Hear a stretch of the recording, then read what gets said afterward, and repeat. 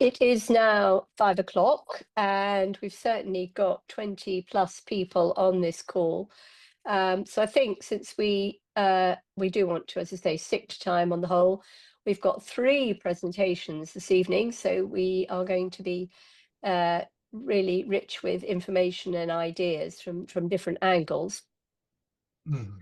So those of you who don't know me, I'm Alison Gowman, the chair of Livery Climate Action Group. And very soon, Gordon Masterton, who's going to sort of facilitate matters, will be joining us as well. And he's going to take this forward and probably do the Q&A at the end, but I'll still be here. But I do want to thank you all for signing up. At the conference we held in November, when we asked people for views on what more you want to hear from, one of the topics you said was about carbon calculation, and that is the topic for today. So we've got 3 groups of people who will be able to give you different ways, I mean, they're sort of all the same way, but different approaches to what we need to do, because obviously unless we measure what we're emitting, we won't be able to control it, reduce it, and mitigate against it. So thank you very much for joining today. Can I just put a plug in, and we may well plug it again at the end, but you may have gone by then. Don't forget that the SPOCs, the single points of contact for each of the livery companies, are invited to the in-person first annual general meeting of the Livery Climate Action Group. It's on the 24th of June. It starts at 3:30 in the afternoon. The idea is to follow on from the Common Hall election of sheriffs and possibly a livery lunch, and then coming to the Urban Farmer Project in Shoe Lane, just at the back of Fetter Lane, for an afternoon of talking about topics. Again, we're going to be talking about a subject that you've all said was important, which was about food and catering for events, as well as some other topics. So if you haven't yet signed up, please do. If you can't personally come as the SPOC, we will accept an alternate. So let us know about that. There is a small charge, but I hope that's reasonable for some nice nibbles along the way and some Prosecco at the end to toast ourselves. So not thinking that we're always talking about food and drink, can I pass over now to 2 folk from Heart of the City? You will all have heard of Heart of the City, a charity very much based here in the city, but works a little bit wider as well, working with SMEs. And they've been running a very successful course on climate action and carbon emissions for SMEs over the last 2 or 3 years. Some of you livery companies have been on that course. But can I hand over to Andy Melia, the CEO, to introduce this with his colleague, Katie Rogers. Thank you, Andy. Thank you, Alison, and lovely to see everyone. For those of you I haven't yet had a chance to meet, as Alison said, I'm Andy Melia. I'm the Chief Executive of Heart of the City. You may have met my predecessor, Maggie. She stepped away about just over a year ago, which is when I joined. So if I haven't had a chance to meet you, I hope to get to do so soon. Just as a reminder of who we are, we're an award-winning charity that enables SMEs to create a positive impact in their communities and on the environment while strengthening their business operations. We recognise that SMEs are the backbone of thriving communities and essential pillars of local economies. Given that they make up 90% of UK businesses and employ 3/5 of the UK workforce, that means that they're really central, integral parts of local communities. But they're often also an incredibly overlooked one and a really important part of the UK economy. They drive regional prosperity, they recruit local talent, and they're core elements of local supply chains. And they're actually a really crucial part of our response to the climate crisis. 80% of large corporations' emissions are derived from their supply chains, so we're not going to be able to reach net zero unless we help SMEs to get there. And that's what we as an organisation have been doing for 25 years.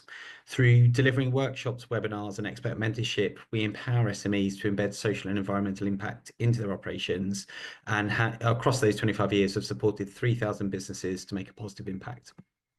And what that means in practice, so in the last year alone, we've supported 326 SMEs to embed social value and start their net zero journey, which amongst other things has resulted in a committed reduction of 134,000 tonnes of carbon dioxide equivalent by 2050, as well as supporting 250 ethnically diverse owned businesses in London to become supplier ready through Minority Business Matters, which we run in partnership with MSD UK.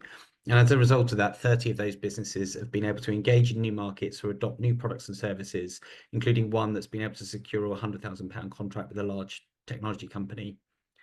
We don't just work with SMEs though, we also partner with large organisations, and over the last year have done so with 15 large organisations to support small businesses in their value chain, and a further 40 to open up access to their supply chains. And I'm really proud to say that in the last year, we've also become a UN Climate Champion local campaign mobiliser. As Alison mentioned, over the past 5 years, we've worked with a corporation to support the ambition to be net zero in the square mile by 2040 by supporting SMEs to start their net zero journey. We're into a new phase of that partnership now, and we'll be focusing on the corporation's supply chain and SME tenants over the coming 2 years. But as part of the training we run, we provide an introduction to measuring your carbon footprint. I'm delighted to introduce my colleague Katie, who actually leads all this work and is our internal expert, and she's going to share some of the highlights and talk you through a bit about actually the guidance we give, which many of you I'm sure may have actually come across through the training, on how you go about approaching measurement. So Katie, over to you, please. Thanks, Andy. So before I talk about the measurement of your carbon footprint, I just want to go through some key terminology. I'm sure you all know what net zero means, but I just want to make sure that we are on the same page. Commitment to net zero means you need to reduce your scope 1, 2 and 3 emissions to the absolute minimum. As a general rule, your remaining emissions should be no greater than 10% of your baseline year, and the remaining unavoidable emissions should be offset using removal offsets.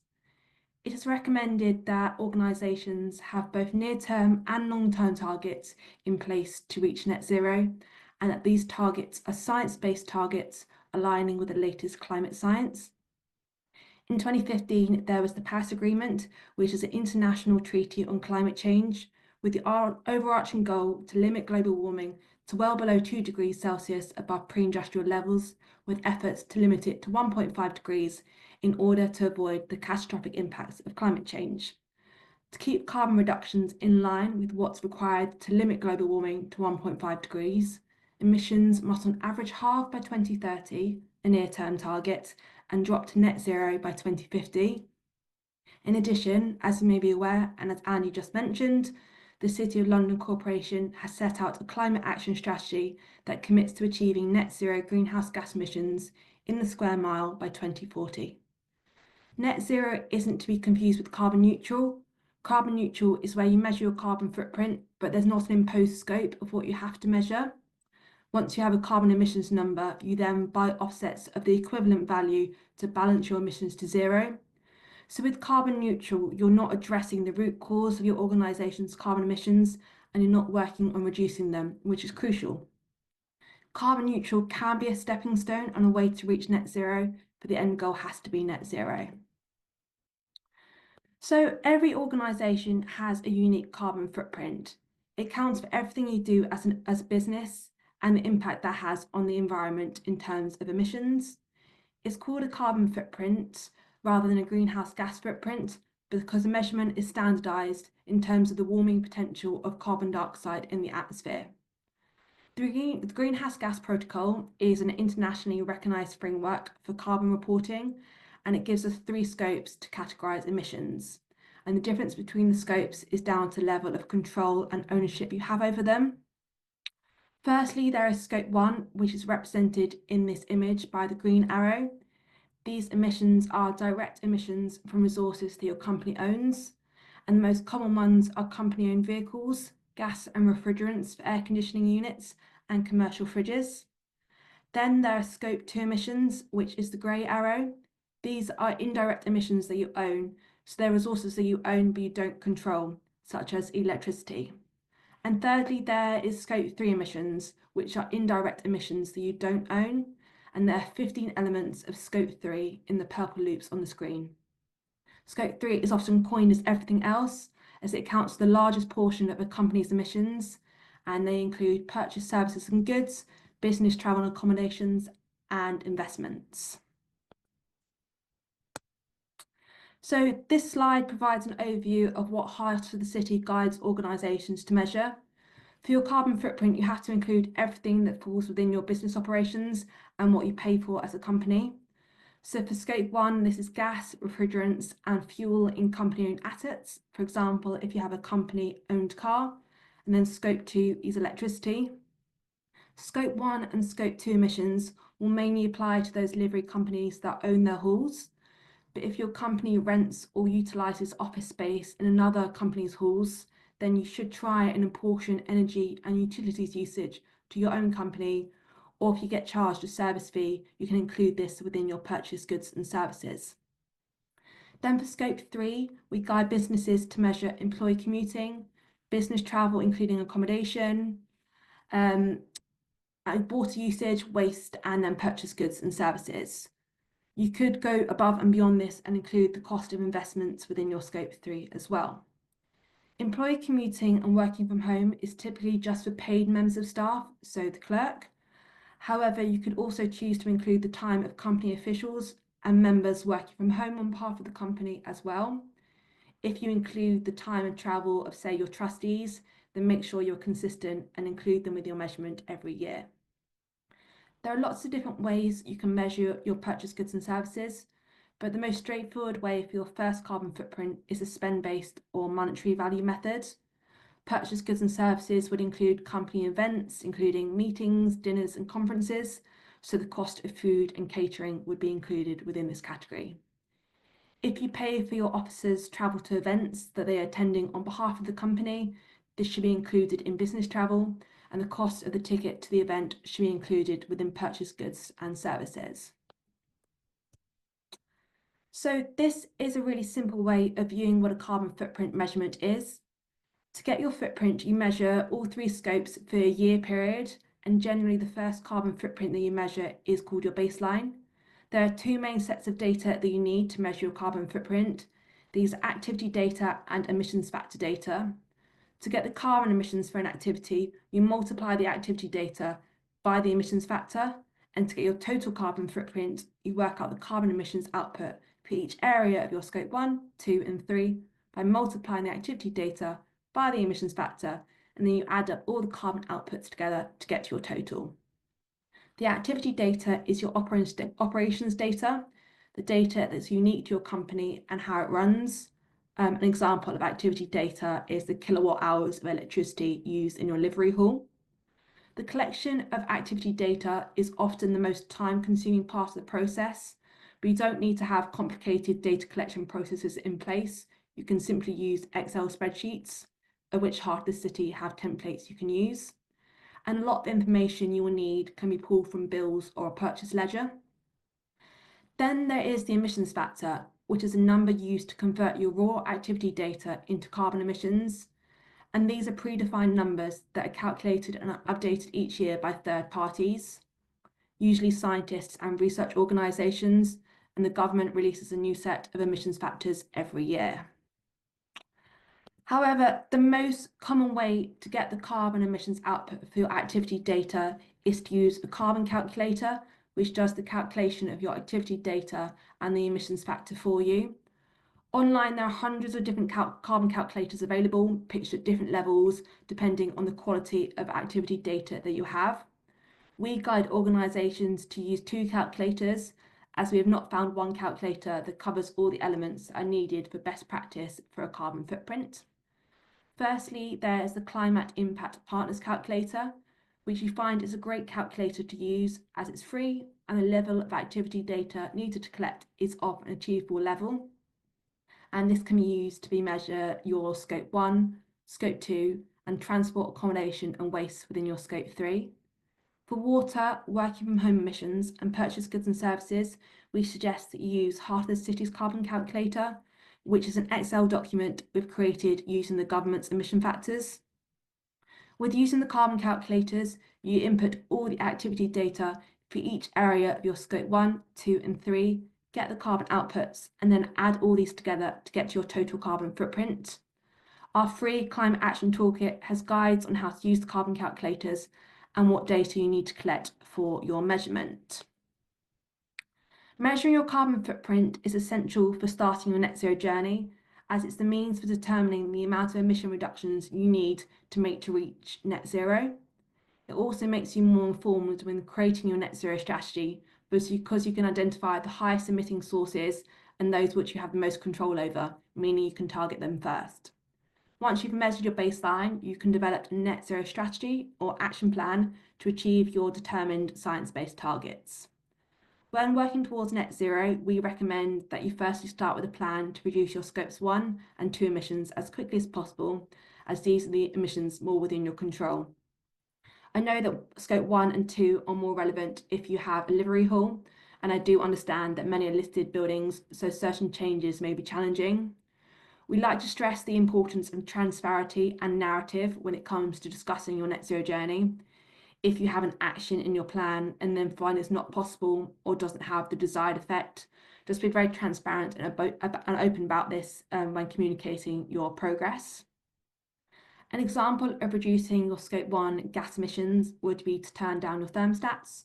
You can cut fuel consumption and costs by about 8% through a 1-degree drop in average temperature. Additionally, you could do an energy audit to find opportunities for efficiency gains, carbon reductions and cost savings, and create an energy management strategy.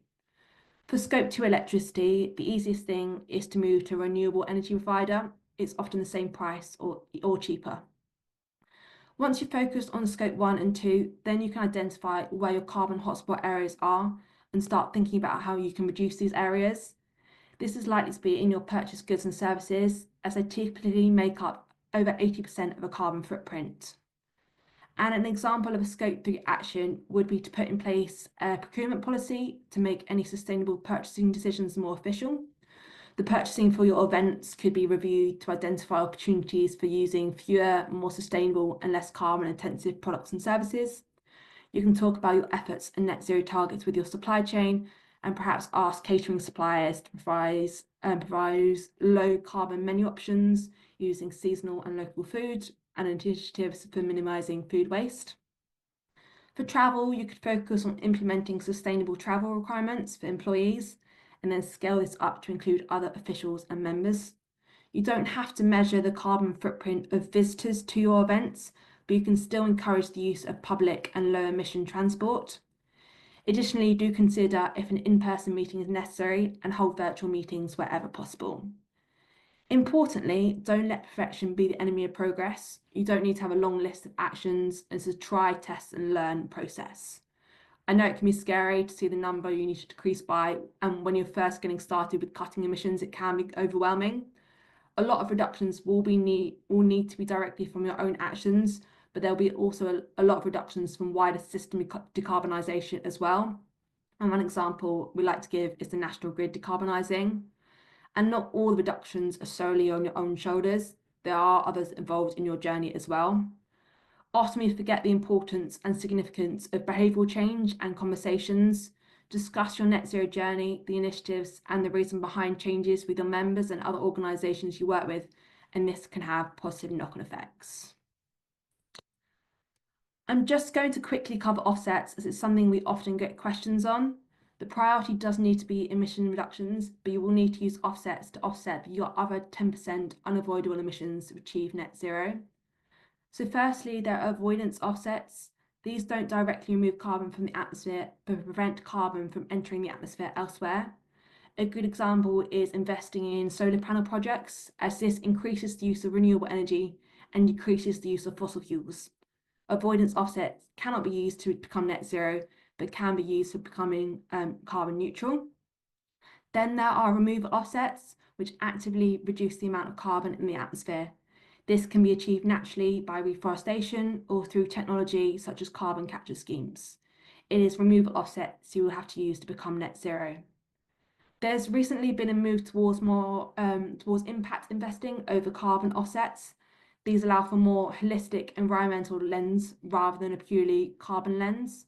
Some examples are peat bog restorations, kelp forest growth, and investing in research. Do be careful not to refer to environmental projects such as carbon offsets unless they are validated. Additionally, there are a number of interesting new initiatives developing, such as C20, a scheme supported by former Lord Mayor Michael Manelli. This is a carbon credit cancellation scheme, which reduced the number of carbon allowances large polluters can purchase. If you do decide to use offsets on your way to net zero, make sure they are robust and conduct extensive due diligence on any projects you're thinking of using. and there are a few standards which ensures projects are robust, such as the Clean Development Mechanism, Gold Standard, and the Quality Assurance Standard. That wraps up my presentation. I hope we weren't too long and we can start roughly to the 15 minutes. Thank you.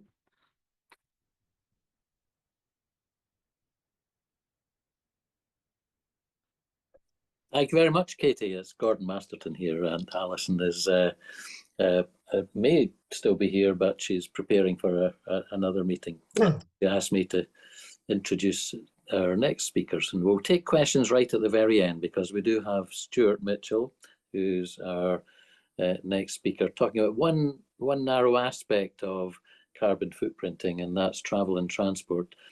Stuart, over to you to take us through the estimator. Yeah, so very quick introduction. I'm Stuart Mitchell. I'm liveryman with the Information Technologists. I'm also the chair of our IT and climate change panel in the livery company. And before I retired, I used to work for the European Centre for Medium Range Weather Forecast, which is an intergovernmental organisation doing weather forecast and climate research. So that's me in the background. So what I'm going to talk about for the next few minutes is something that came out of a conversation with Ann Punter about trying to capture Scope 3 travel emissions for some of their events. So along with the Heart of the City's comment that perfection is the enemy of progress, and in a spot of enthusiasm, I said, yes, I can do something for you. I can write some software, but it's only going to be very rough. So it's limited scope, just Scope 3 and just the travel elements. So the idea is to get a measure of people coming to an event, how much emissions they've generated as part of their travel. So as usual, devil's in the detail. If you try and get it too accurate by asking all the attendees all the details of all their journeys, it's going to be too onerous to do. So it's really a case of trying to make it a low friction process for the users, just using existing tools. Don't write new stuff, don't reinvent the wheel. Put it all in the cloud so it's easy shareable. So I chose to use the standard Google Apps. So at the event, so you have visitors to the event, and this is their user experience or their user journey. There's a QR code, which is basically a link to a Google form. You can open that in your browser, in your phone. It just asks you 4 multiple choice questions. So you don't have to type anything in, you don't have to give your name or details. You literally choose from a preset list of answers for each of these questions. And then based on these data, it feeds the responses into a Google Sheet, which is linked to the form. And then part of the sheet has the things like emissions coefficients that Katie was talking about a minute ago, and takes that along with the type of journey, the type of transport, the distance traveled, and comes up with a rough number of the CO2 emissions for that particular journey. And that's then compiled into a list. So this is a snapshot of that Google Sheet. So on the left hand side, you see how far do you travel, and it's only a range. So it then sort of estimates between those values. So rather than people try to type in exact mileage or exact distance, it gives you a choice of these different elements. So then if you look at the next tab, so this is the bit where you get the calculations. So the distances field gives you the choices of distances there, the different modes of transport, the emissions associated with it. Also, whether you shared the journey or not. So where you've got a person in a single vehicle, just as a single passenger, or a shared vehicle, that I've also taken that into account as well. And also whether the journey was taken just for the purpose of getting to that event, or whether it's part of a longer journey.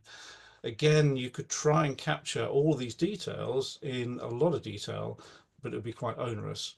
And then the result is this tab. So as based on all the data, all the submissions, works out a rough emissions per head, and you can put in the number of people that attended it and gives you your event Scope 3 travel emissions. It's very, very simple. And if any other livery company is interested, I'm more than happy to share this technology or customize it to your particular requirements as well. Right, I've actually done that in just under 4 minutes, Gordon, so I'm under time. Commendable, Stuart. That's brilliant. And it is a packed session that we've got before the Q&As, but we're doing extremely well. Thank you, Stuart. And I would like to introduce our final slots, really. This is on behalf of the tilers and bricklayers who commissioned an external audit to start the benchmarking of their own carbon survey for a particular event, Christmas Carol service. I think it might have been the dinner.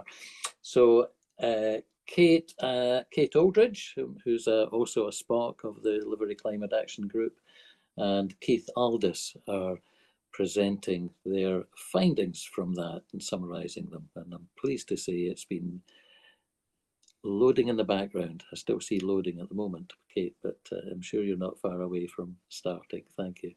Here you go. So thank you, Gordon. Keith Aldis here. Keith, I'll start off on this one.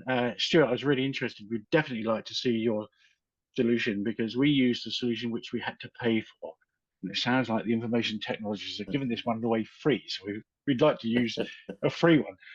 So we produced, we carried out a survey in December using, at the bottom left-hand corner of this slide, you'll see a thing called Trace by Isla. That's the software package we purchased in order to actually carry out our survey. And if Kate moves on to the next slide, hopefully, I can't do it here, can I? No. So we carried out an event. We were very choosy about the type of event we carried the survey out at. It was a buffet dinner, a very informal event. And what we did was we created a questionnaire, handed it out in the meeting, and got them back in the during the dinner. You've got to remember, livery companies are primarily events organizations, so we have to deal with things like travel and food. It'll all come clear to you as I go through this slide set. But you couldn't carry out a survey like this, I don't think, in a formal sit-down mess hall dinner, which is what we as livery companies tend to do most of the time. And the reason we chose this particular event is because we knew if we had a captive audience, which was a very casual sort of affair, and of course with everybody laden with wine for the evening, we knew we'd get at least a 98% response rather than the average 20% response you get on an electronic survey. So if you move to the next slide, Kate, we set ourselves some objectives. I won't go through them, but basically we wanted to assess the carbon impact of that event. We wanted to raise the consciousness of our membership as to the need for climate action, and we wanted to share that information with you guys and others as best we can.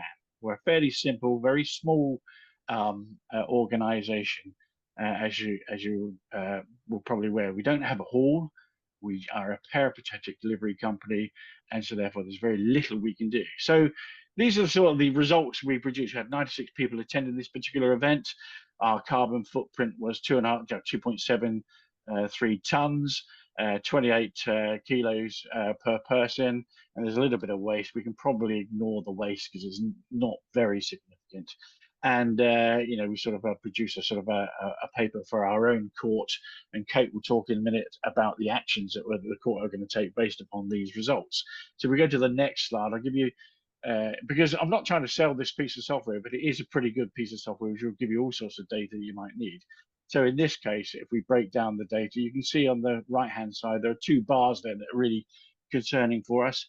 One is the travel, an event company. We're all piling into London, so we're all traveling into London. And the second part is the catering side of things. We need to talk about food. And you can see on the bottom left-hand side, you can see the scope 1, scope 2, and scope 3 effects. So most of ours is sitting in the scope 3 area. If we move to the next slide, Kate, if you could, hopefully, if you're still here. Yeah, you need to wake up. Oh. There we go. We can break this down even further. So we looked at energy. Now, because we don't have our own hall, we had to ask them what their energy consumption was and how they were using heat to heat up our foods. And so we could only really gather information about their gas supply by reading their meters. We ignored the lighting and the LED lighting supply because it's fairly negatively We could pull out the energy used in the event itself during the event was fairly minimal, so we're not, as a delivery company, going to focus too much on that. We move to the next slide. We looked at also at waste. Again, this was fairly negligible. There wasn't much waste. We had, as I say, 96 people there, 120 covers, and most of the food was eaten. There were empty bottles from the wine. There were napkins and stuff like that we could throw away and put in the waste. But this piece of software did give us a calculation as to where our waste went. But for the purposes of our outputs, we largely ignore this because we weren't very wasteful. 1.63 kilograms per person out of a, what is it? I said 28 kilograms is small beer, I think. Next slide, if you could. This is one of the big factors, however, travel and transport. As a delivery company, everybody's traveling into London. This piece of software will actually calculate the carbon for each journey that the individual takes, including if it's shared, if it's stopped and they move, for example, from a car to a train, from a train to a tube, and so on. It worked it out for us. And it worked out, as you can see there, really in two parts. The audience travel on public transport was the column on the left-hand side, the large column on the left-hand side, and the audience travel on for driving and so on is the column on the right-hand. There's two big columns there. And there are built into this piece of kit calculators and metrics that will allow this to be calculated per attendee. You can see most of our carbon, or certainly a significant amount of the 28 kilos of carbon was travel. We move to the next slide. This piece of kit, sorry, okay, good. So the other part of this was more or less a third of our carbon emissions was carried out with food. You can see the breakdown of the emissions in types of food. So beef and lamb is by far and away the highest emissions culprit. Fish and seafood, vegetarian, of course, plant-based vegan, very, very small.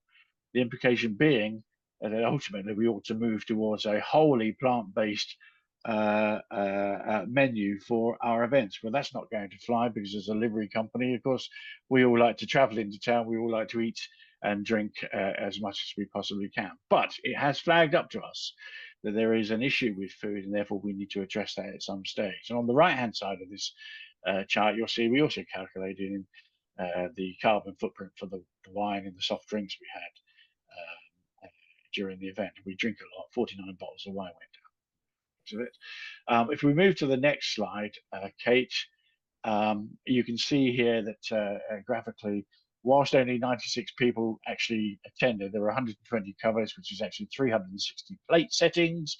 But we roughly measured it on the basis of 60% beef, 30% fish, and 10% vegan and vegetarian. You can see the graph on the left-hand side, which actually shows the emissions. So it's all pointing towards, if we eat lots of beef, we're going to be using lots of emissions, or using lots of carbon to manufacture that beef, and so therefore perhaps we ought to try and minimize the amount of beef and lamb that we eat, red meat we eat, and move towards others. So we move to the next slide, Kate, and of course this slide tells us exactly that. If we go to 100% plant-based menu, we'll reduce our carbon emissions by 86.1%. That's not going to happen. We have to have a compromise of some sort. But the point I'm making about food and beverage is that we must take this into account in terms of our carbon emissions if we are to do anything about it. I don't think we can do too much about travel other than use public transport, but food and beverage we have an influence over. And if we move to the next slide, Kate, I think the software itself, so these are not our recommendations. This is the software itself giving us recommendations as to what we should be doing. You can see there, if we reduce our gas use by 10%, we'll save 0.05% in terms of our carbon emissions. If we provide 100% plant-based catering for staff in the audience, we'll reduce it by 28%. And if we all travel on the in public transport or car shares, then we're saved by 12%. So the maximum we could probably do if we were to do all of those is to save our carbon footprint by about 40%, and you can see the problems that are going to come from, because ultimately, let's not hold events and let's not travel into London, and therefore we won't emit carbon. So we've got to be practical about what we are as a livery company, what our solutions are going to be, in order to mitigate as much as we can some of the emissions that we are creating. So one of the things, and Kate will be talking in a minute, one of the things we're going to do is carry out another survey to validate this survey to make sure we are on track and we'll produce something from it. So Kate, I think it's over to you on that one. Thanks very much, Keith. You'll be pleased to know, everybody, there's only 3 more slides. I know that everybody's been sitting through lots of slides, and I'm conscious of time as well, so I'm going to keep this really, really quick. So I'm just going to talk a little bit why all of this matters, and as I'm sure everybody on the call probably already knows, and then I'm just going to explain how that audit has informed our climate action plan, which we're about to publish. So first of all, we obviously need to demonstrate leadership and responsibility, which LCAG is doing so well, and that the livery companies that have already published their climate action plans are doing so well. We want to talk there about protecting future generations, because that's absolutely key, and it's one of the most key motivating factors that really encourages people to take action. I should have said at the beginning, this is when we are engaging with our members and feeding the results of our audit back to them, these are the things we're going to be talking about. So the audit is, if you like, a way into opening up the conversation. And it's obviously an evidence-based way into opening up that conversation. So we want to be talking about, how we reduce our environmental impact, how we get to mitigate, the mitigation steps that we're taking. We also want to talk about the fact that, it's really important to do this work, because that is how we engage a younger audience. Young people are really concerned about climate change. All of the research shows that, a very large proportion of young people, around 70, even 80% on some of the studies, are showing that young people are very concerned. So it's important for optics, as well as obviously the substantive work that we're doing, to show to young people that this counts, and that's how we're going to attract younger members. Obviously, there's cost savings there. And we want also to explain to our members that even though people might think, well, what's the point of me doing it? It doesn't make any difference. We want to really emphasize the fact that actually collectively we can make a difference, and by talking about this and spreading the word, that is how change happens. So it's a cumulative effect, and that collective action is really, really important. So I'm just going to talk a little bit now, just penultimate slide now. I'm just going to talk about how this audit has informed our climate action plan. So clearly, as you've seen, as a livery company that only holds, events across the year, and we serve, meals at all of those events. Keith might correct me there. He's nodding. This is the key area, as the audit showed. This is the key area where we can make a difference, and we can change without people really feeling too much of a difference. So we want to be introducing plant-based options, hopefully in the future introducing more plant-based options and gradually shifting that, but in a way that is almost imperceptible, that is not forcing it down people's throats. We don't want to be judgy in the way we're doing it. We want to be bringing people along. So we want to be giving, making nudges, giving greater prominence to plant-based options in the calling notice and on the menu and so on. We want to be choosing lower carbon options like the chicken and fish things, steering away from beef and lamb. And we want to be working with our caterers to be sourcing local and seasonal choices. We want to reduce food waste and highlight the health benefits is really important. Keith mentioned that we're going to be doing another audit. I think we're doing another audit. Keith, I think it's next year, isn't it? We're doing another audit. And we hope to continue that and track progress over time, and always to be sharing, that the results of that audit and using that as an entry point into engaging with our members. So spreading the word is really important. This is a really big issue that is not spoken about enough, because the food system is responsible for a third of global carbon emissions.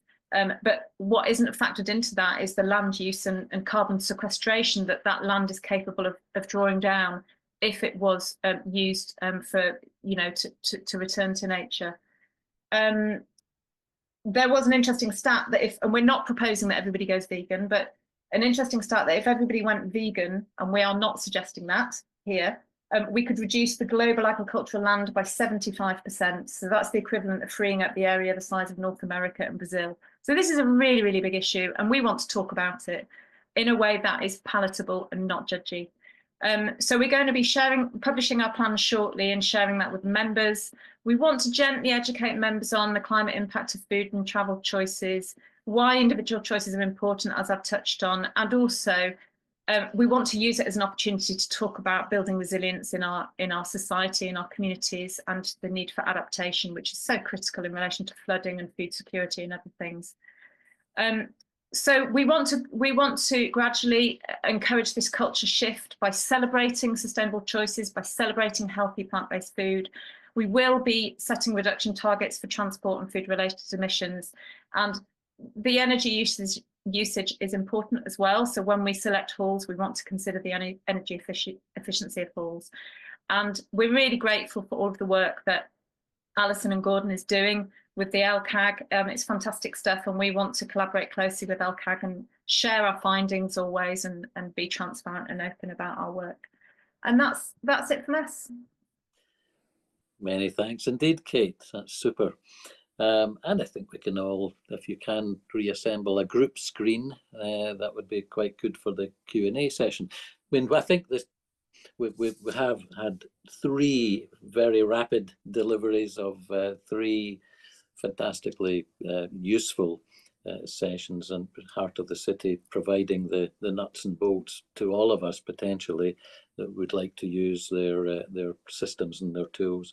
And the stories from the field, from WCIT, from Stuart's carbon quick and dirty carbon calculator for transport, and significantly the Tylers and Bricklayers audit of a typical livery event, which will apply potentially to all of us in different nuances. Indeed. We are coming to the end. We will finish promptly, and I think that's the clock is against us now. I've got 6 o'clock or so. We do like to stick to that. If there are any questions, however, that have occurred to you right now before we discontinue the stream, please quickly post them in, and we'll gather them. We always have a look at them after the event and try to follow through. And I'll mention to Liz that despite missing the physical hand up, we did ask her questions. But please post any last thoughts there in the chat, and we will follow through. But I would like to officially and formally thank Andy and Katie from the Heart of the City, particularly, who are our guests for this evening, but I suppose no less importantly from Stuart, from Katie and from Keith, from member companies sharing their experiences, which is what Delivery Climate Action Group is all about. Meaningful interaction, sharing of information, sharing of progress in order to for the greater good in this challenging sphere. And there are a few uncertainties I think have come out of the chat that we've got people in the room like Mike Ward of the Actuaries, who well accustomed to thinking where things ought to be allocated, and perhaps the chartered accountants might have an influence here as well on some of these contentious what is and what isn't scope 3 for a company running an event, transport, teleaccommodation being the key questions. That's got me thinking too. So it's been I hope, a very useful session, and make sure that, as Alison had promoted, that you've got your the future events in mind. Visit the Delivery Climate Action Group website. All future events are there. We try to put in as many of the related events from the City of London, in the City of London as well. So please make good use of that. And thank you for everyone for joining us.